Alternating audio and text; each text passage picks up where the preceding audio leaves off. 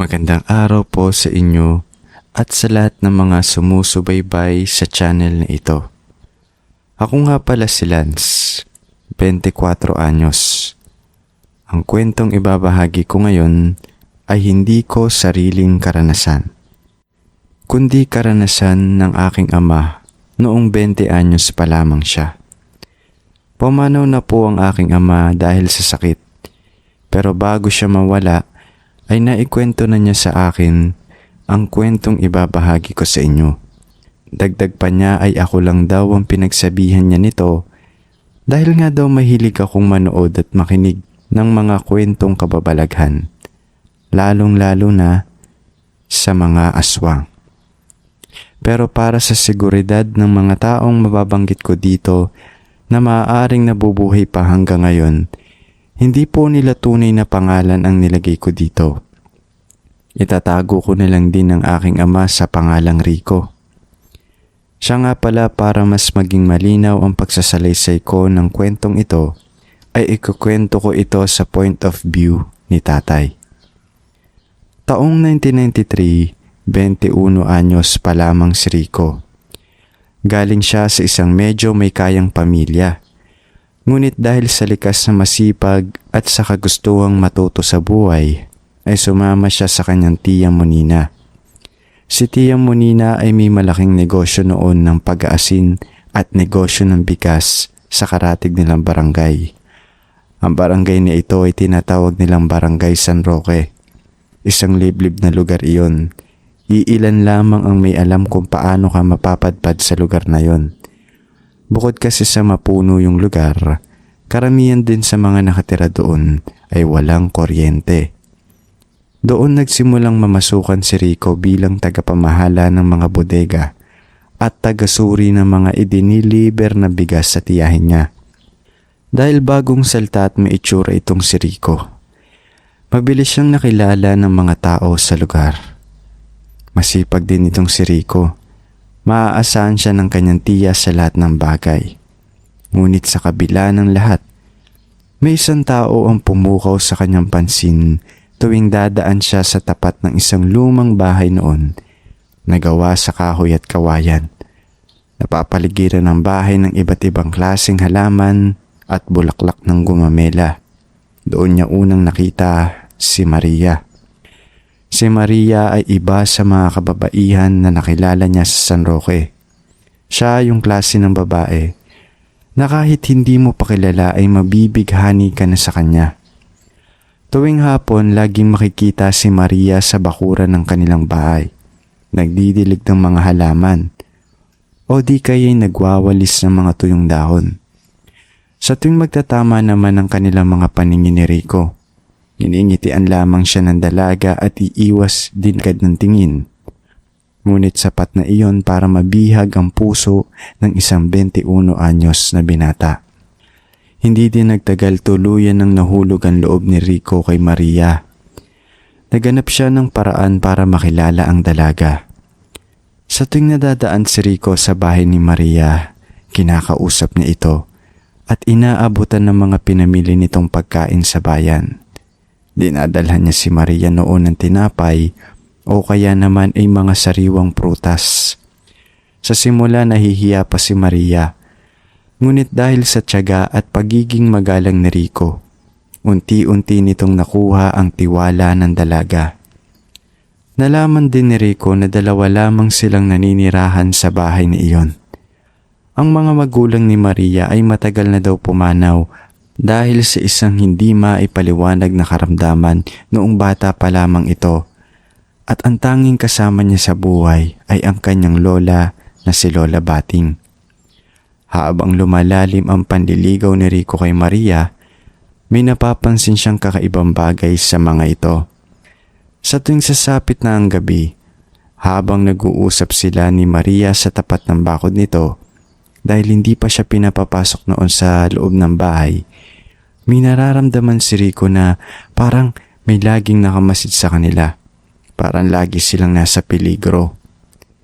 Isang hapon nun, habang nakaupo si Rico sa tindahan ni Mang Selo, si Mang Selo ay isang matagal nang nakatira sa lugar na yon. Nilapitan siya nito. Bakas sa mukha ng matanda noon ang seryosong pag-aalala. Iyo, balita ko, madalas ka daw sa dulo ng nayon, doon sa bahay nila Maria. Wika ni Mang Selo. Oo, kaibigan ko po kasi si Maria. Nakangiting sagot ni Rico. Pagkasabi noon ni Rico ay biglang napailing si Mang Selo. Wala namang masama na magpunta ka doon, iyo. Mabuting bata naman si Maria. Ang inaalala ko lang yung kanyang lola. Si Lola Bating. Hindi mo ba alam ang mga kwento-kwento sa barangay na ito? Natawa naman ng bahagya si Rico. Ano pong kwento na aswang po sila? Naniniwala pa rin po ba kayo sa ganon? Sabi-sabi lang po yun ng mga naiinggit sa ganda ni Maria. Hinawakan noon ni Mang Selo yung balikat ni Rico bago ito magsalita. Nagsasabi lang ako ng totoo sa iyo, iyo. Bago ka pa mapadpad dito, marami nang nangyari sa lugar na ito. Ang payo ko lang sa'yo, huwag kang magpapagabi doon. Tsaka magpaalam ka lagi sa tiyahin mo. Hindi pinansin ni Rico ang mga babala ni Mang Selo. Para sa kanya, gawa-gawa lang ang kwentong iyon ng mga taong walang magawa sa buhay. Labis ang tiwala niya sa kanyang sarili at ang mahalaga lang sa kanya ay ang pagmamahal niya kay Maria. Dumating ang araw na formal nang sinagot ni Maria si Rico. Ang gabi na iyon ang pinakamasayang sandali sa buhay ng binata. Dahil opisyal na silang magkasintahan. Sa wakas pinayagan na rin siya ni Maria na pumasok sa loob ng kanilang bahay para formal na magpakilala sa lola nito. Noong unang tapak pa lamang ni Rico sa bahay nila Maria, sinalubong na siya agad ng isang kakaibang amoy nun. Hindi iyon amoy ng isang masangsang na amoy, kundi amoy ng isang langis at isang mabagsik na halimuyak na hindi niya mawari. Madilim din daw ang loob ng bahay nila Maria. Gasera lamang ang nagbibigay ng liwanag sa kanila. Sa isang sulok naman ng bahay, nakaupo sa isang tumba-tumba ang isang matandang babae. Maahalata mong may edad na talaga ito dahil kulubot na ang mga balat nito. Puti na din ang buhok at iyon ay si Lola Bating. Nang lumingon ng matanda kay Rico noon, nakaramdam ang binata ng biglang panlalamig sa kanyang batok. Nakakakilabot daw kasi ang mga mata ni Lola Bating noon na tila ba naniningkit ito. Siya na ba yung bagong lipat dito sa lugar natin, Maria? Tanong ni Lola Bating. Lumapit si Rico para magmano nun. Nang hawakan niya ang kamay ng matanda, muntik na siyang mapatalon. Napakalamig kasi ng balat nito na hindi normal na lamig ng tao. Magandang gabi po sa inyo, Lola Bating. Pilit na nagpapakatatag na sabi ni Rico. Tumango lang ang matanda noon at hindi na muling nagsalita. Ngunit ang mga mata nito ay nananatiling nakatutok pa rin kay Rico habang nag-uusap sila ni Maria sa pagkainan. Sa mga sumunod na linggo, pabalik-balik na si Rico sa bahay na yon. At doon ay unti-unti niyang nadidiskubre ang mga bagay na tungkol sa pamilya ni Maria. May kakaiba talaga sa pamumuhay nila. Pinalakas pa ito ng kanyang paniniwala nang may madiskubre si Rico sa bahay nila Maria. Sa likod ng bahay nila malapit sa kusina, may napansin noon si Rico na isang malaking banga na tinatakpan ng isang telang itim. Hindi niya mapigilan ang sarili niya noon at dahan-dahan niyang iniangat yung takip ng banga.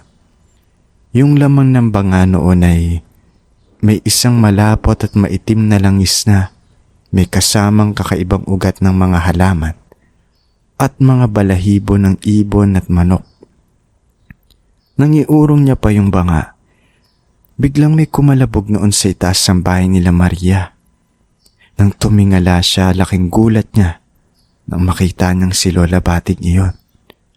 Nakadungaw daw ito mula sa siwang ng kisame at nakatitig sa kanya, habang ang dila nito ay dahan-dahang hinahaplos sa sarili nitong labi.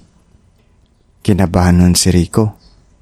Ngunit sa tuwing nakikita niya si Maria, nawawala ang lahat ng takot niya. Mahal na mahal niya talaga ang dalaga. Alam niya sa sarili niya na wala namang kinalaman si Maria sa kung anumang kakaibang ikinikilos ng kanyang lola. Isang gabi noon araw ng Biyernes, nagkaroon ng biglaang pabago-bago sa panahon.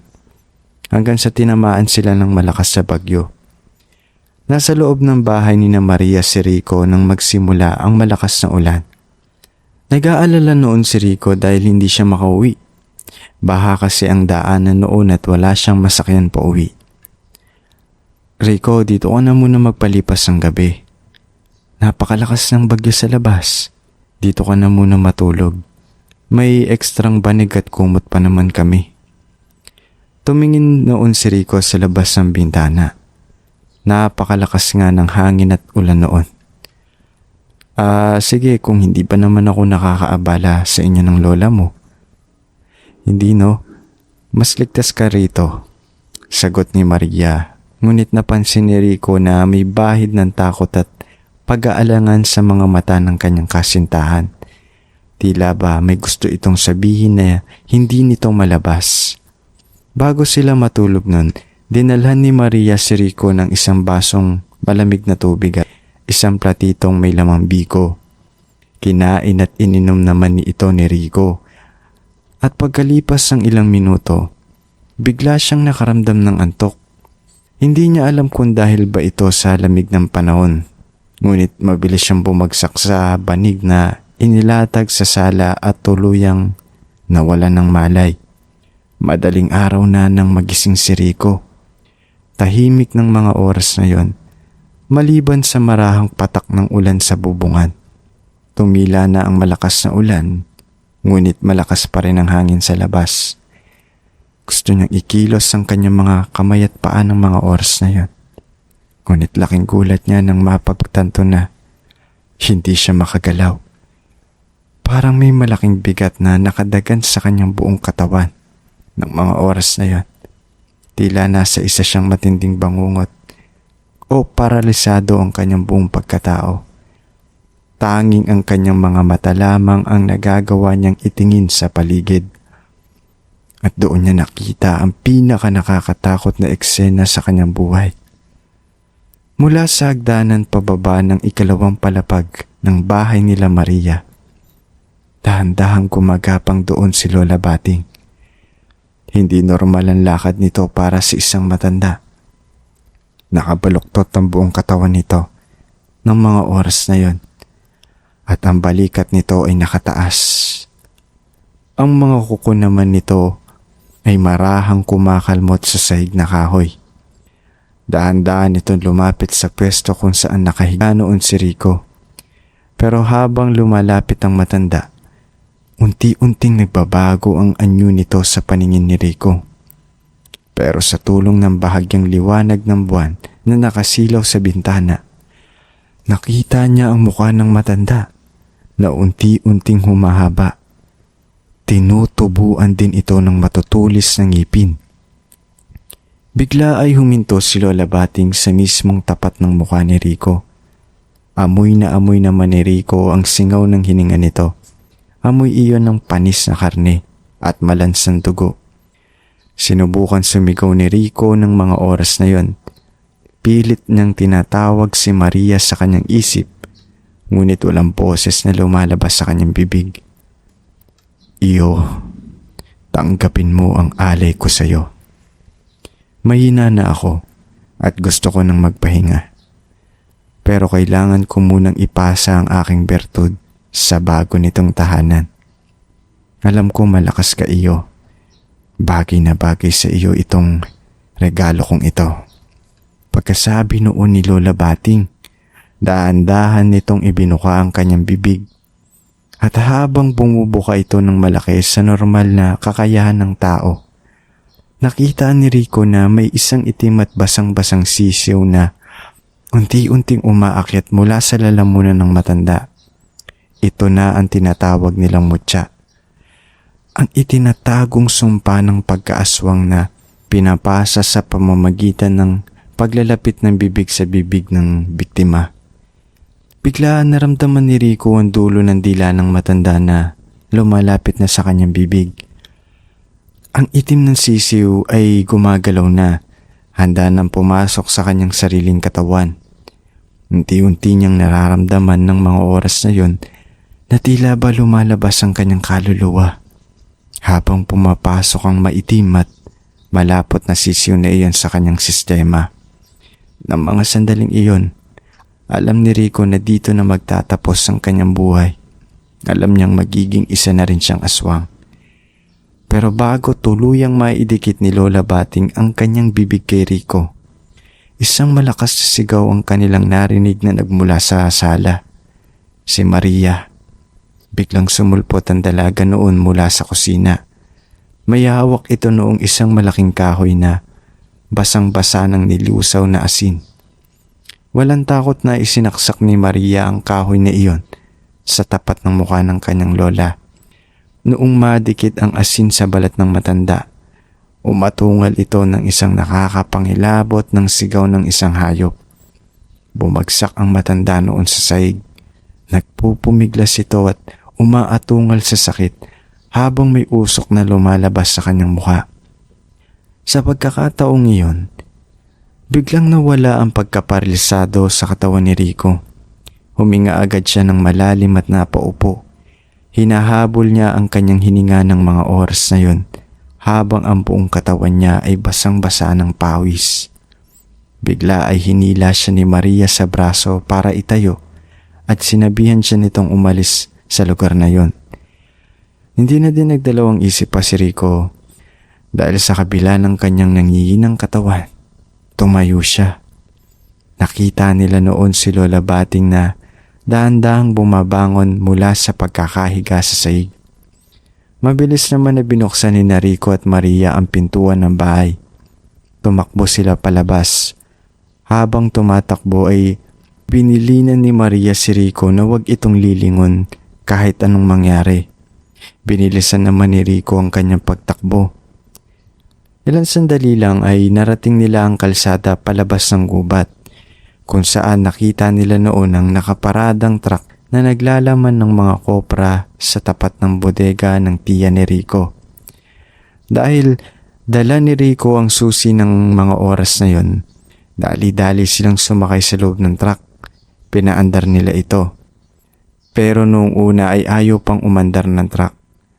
Bakas naman sa kanila ang takot nang makita nila sa labas ang isang anino na tumatakbo patungo sa sinasakyan nilang truck. Pinaandar muli ni Rico ang truck at pinaharurot ito hanggang sa makarating sila sa mga kabahayan. Dinala ni Rico noon si Maria sa isang malayong bayan kung saan walang nakakakilala sa kanila. Humingi sila ng tulong sa mga magulang ni Rico at ipinaliwanag ang nangyari sa kanila na kailangan nilang itakas si Maria mula sa lola nito. Ngunit hindi nila binanggitan tungkol sa pagkaaswang nito upang hindi matakot ang pamilya niya. Nangupahan ng dalawa noon. Doon nagsimula silang mamuhay ng magkasama. Masaya silang dalawa sa unang 3 linggo nilang pagsasama. Si Maria ay naging katuwang ni Rico sa buhay. Siya ang nag-aasikaso kay Rico bago pumasok sa kanyang bagong trabaho. At tuwing gabi kapag magkatabi naman sila sa kama, ay nagpaplano sila para sa kanilang kinabukasan. Ngunit hindi din nagtagal ang kaligayahan na iyon. Pagsapit kasi ng ika-4 na linggo, napansin ni Rico ang unti-unting pagbabago kay Maria. Ang dalaga na dati ay masiyahin ay naging balisa. Madalas nga itong matagpuan ni Rico sa madaling araw na nakaupo sa tabi ng bintana, nakatitig sa kawalan habang ang buong katawan nito ay nanginginig. Hindi na rin kumakain noon si Maria. Tuwing ipagluluto ito ni Rico, ang lagi nitong sinasabi ay masakit daw ang kanyang tiyan. Napansin din ni Rico ang mga pasa at gasgas ni Maria sa mga braso at binti nito na tila ba galing ito sa pakikipag-away. Sa tuwing tinatanong naman ni Rico si Maria kung may problema ba ito, umiiyak lang daw ang dalaga at niyayakap siya ng maigpit. Eksaktong 1 buwan matapos ang kanilang pagtakas. Nagising na lamang si Rico isang gabi na wala na sa tabi ni Maria. Hinanap niya noon si Maria pero kinabukasan ay napansin niya yung isang piraso ng papel na nakalagay noon sa ibabaw ng lamesa. Nang buksan niya ang papel, sulat iyon ni Maria. Papaikliin ko na lamang po yung sulat ni Maria sa tatay ko. Ang sabi sa sulat ni Maria ay bumalik na daw ito sa kanyang lola dahil unti-unti na siyang nagiging aswang. Ang alam ni Maria ay isa siyang normal na tao. Pero nasa lahi daw talaga nila ang pagiging aswang. Dinala ni tatay ang sulat na ito hanggang sa kanyang pagtanda. Sinabi niya sa akin na hindi niya kailanman nakalimutan si Maria. At ang kwentong ito ay nananatiling sugat sa kanyang puso. Isang paalala, ito na ang mundo ay may mga misteryong hindi kayang ipaliwanag. Nung pumanaw si tatay noong nakaraang taon, nakita namin sa mga gamit niya yung huling sulat ni Maria sa kanya. Tinago ko po iyon para maalala ko ang kwento nilang dalawa. Dito ko na po tatapusin ang aking kwento. Maraming salamat po sa lahat ng mga nakinig nito.